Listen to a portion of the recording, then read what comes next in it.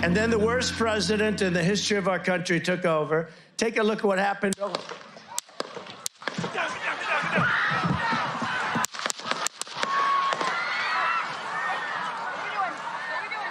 Hello, I'm Paul Barry. Welcome to Media Watch. And that was the moment American democracy plunged even deeper into chaos. The attempted assassination of Donald Trump, leaving the US more divided than it's been since the Civil War 160 years ago. Bleeding from the ear and shielded by bodyguards, Trump was bundled off the stage by Secret Service agents, but not before he'd told them. Wait. So he could pump his fist and tell his supporters to fight, fight, fight, bringing the crowd to its feet to chant. Thus giving Pulitzer Prize-winning snapper Evan Vucci time to snatch this defiant image of the candidate bloody but unbowed beneath the American flag, with news sites and front pages around the world using it to tell the story.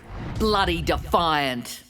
The same heroic image was also going viral on social media, with Elon Musk posting it on X and topping 170 million views, adding, "Last time America had a candidate this tough was Theodore Roosevelt." Teddy Roosevelt being the former president who was shot in the chest in the 1912 campaign, but still delivered his speech to the crowd. And while Roosevelt didn't go on to win, Trump supporters and commentators were quick to say their man certainly will. He just won the election today. Donald Trump's chances of winning election soar. Ex-Pres is now a shoo-in. Meanwhile, in a nation that craves calm and unity amid the chaos, Trump supporters were blaming the media for the descent into violence.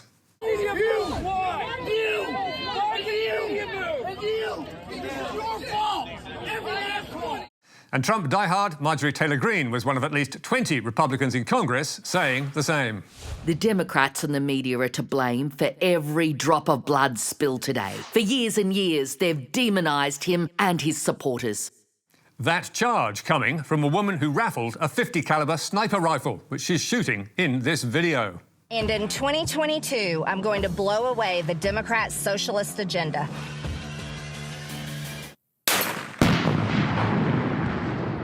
But America has a long history of political violence on both sides of politics, with JFK, Bobby Kennedy, George Wallace and Ronald Reagan all targets of a would-be assassin's bullet, with Reagan getting an 8% jump in the polls from the attempt on his life in 1981. And memes like this, seen by millions and cut to a song by rapper 50 Cent, show what powerful propaganda Trump's shooting could be. Look in my eye, dog, and I can't see. I'm trying to be what I'm destined to be, and niggas trying to take my life away.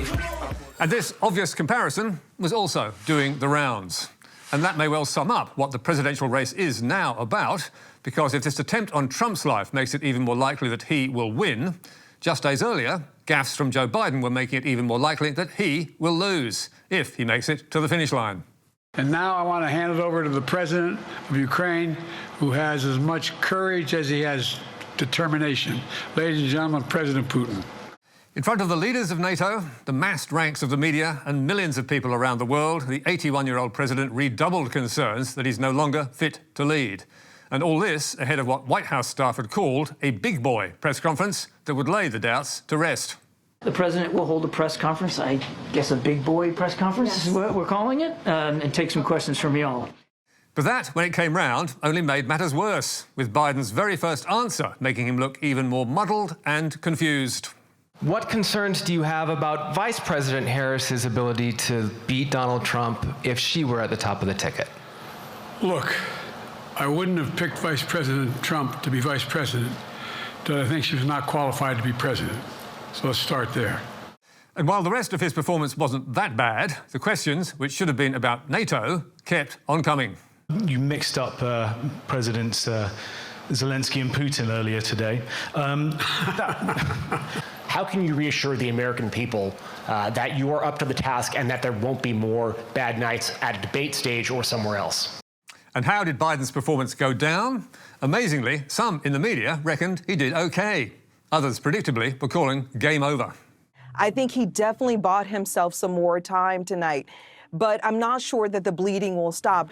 Biden did not make his own situation any worse. I think Biden's presidency ended a few hours ago.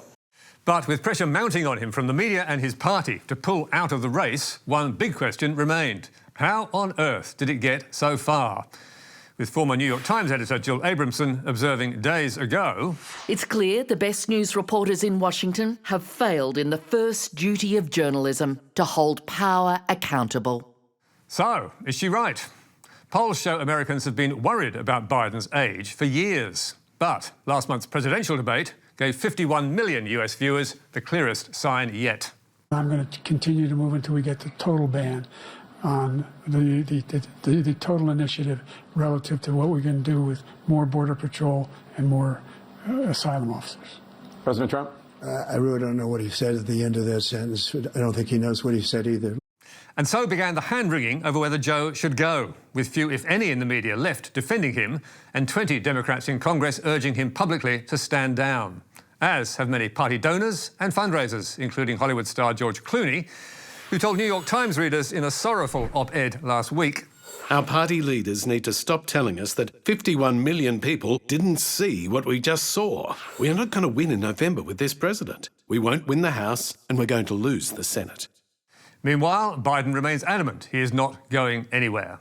So, should we blame sections of the media for where we've ended up? For years, Biden's physical stumbles had been gleefully packaged up by Republicans and the conservative media, as have his moments of confusion. Bridge over the Holly River. Look, in Warsaw, or excuse me, Washoe County in Nevada. A solid meeting with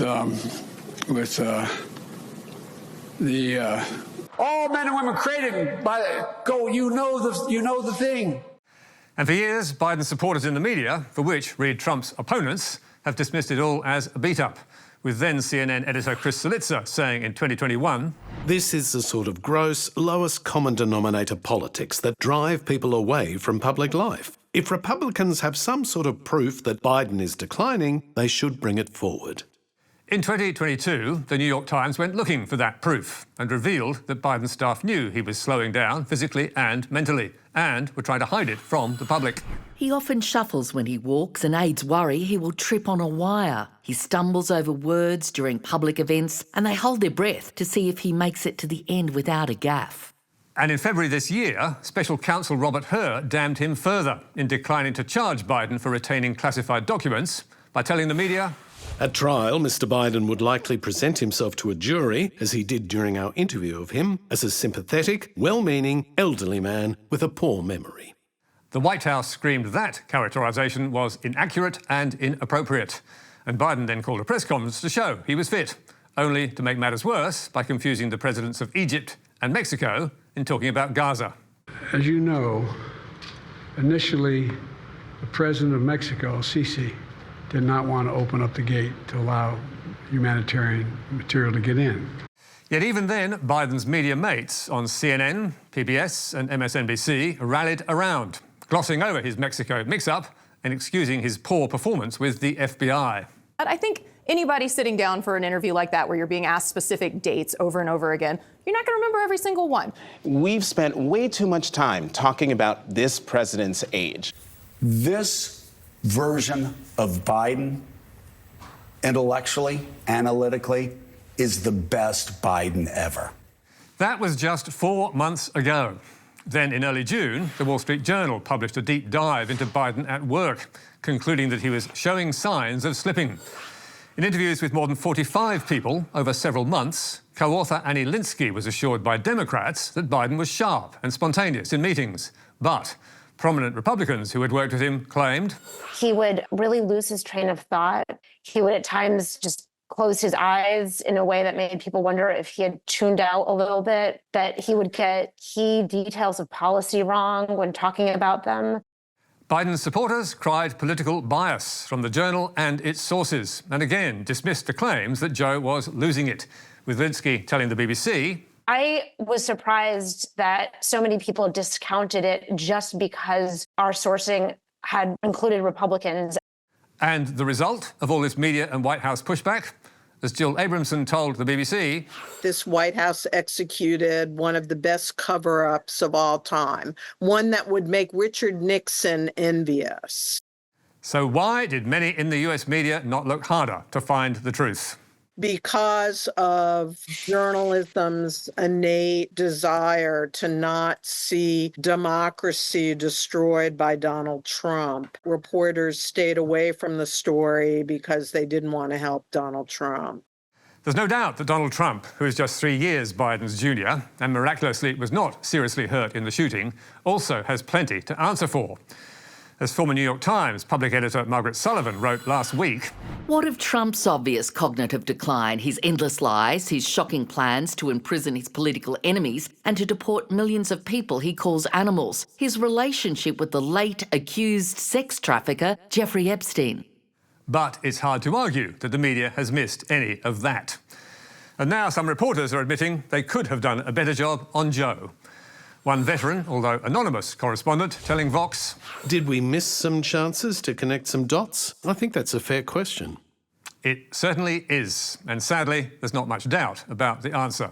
It was a media failure, and it could be serious for American democracy and the world, which even before the weekend was in a dangerous and worrying condition.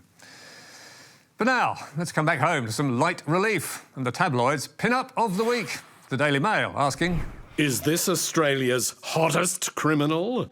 Answer, yes, at least according to the Herald Sun, which had good news for its female readers. Hottest crim free. And single. And what petty crime had this luscious larrikin committed?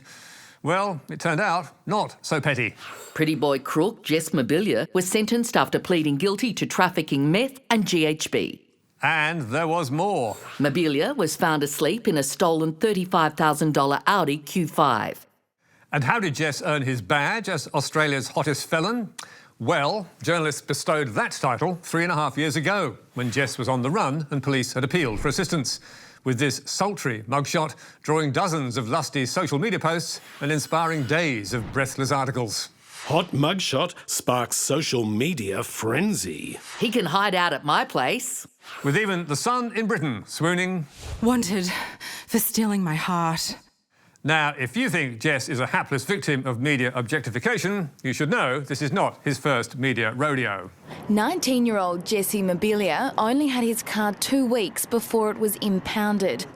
That was a dozen years ago, when Jess, or Jesse as he went by then, vowed to learn the lesson. Yeah, definitely, it was a wake-up call for me. But the lesson Jess learned is that hooning can be a ticket to media attention, with the self-styled hot mugshot Mobilia posting high-octane clips to TikTok. And after his release from jail, Jess went coast to coast again on radio. He's single, he's ready to mingle. Jess, how's life been outside of the can?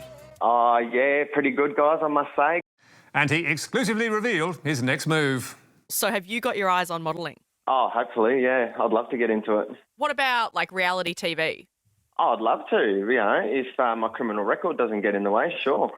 No sign of his criminal record getting in the way yet. And the lesson he's learned? Crime really does pay, if the media loves your face.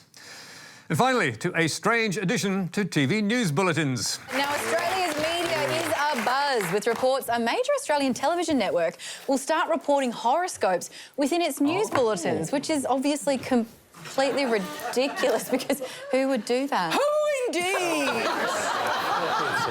Rolex. But this is no joke. Seven really has introduced an astrology segment to its 6 p.m. bulletin. A 20-second infographic produced by Astro Tash, real name Natasha Webber, who is already a weekly fixture on Seven's morning show, where she offers vague predictions and hot tips like this. Put those plans into action and move forward with confidence. And that's advice Seven executives appear to be following as they attempt to liven up the 6 p.m. news amid sliding ratings, only to get a frosty reception from the pundits. Astrology in the news? Now, astrology is not science, it is not fact. With former Seven Melbourne news boss Steve Carey saying it would never have happened on his watch. Brand reputation and trust are the cornerstones of news. And when you mess with that, you mess with the formula. So there's a huge risk involved in this.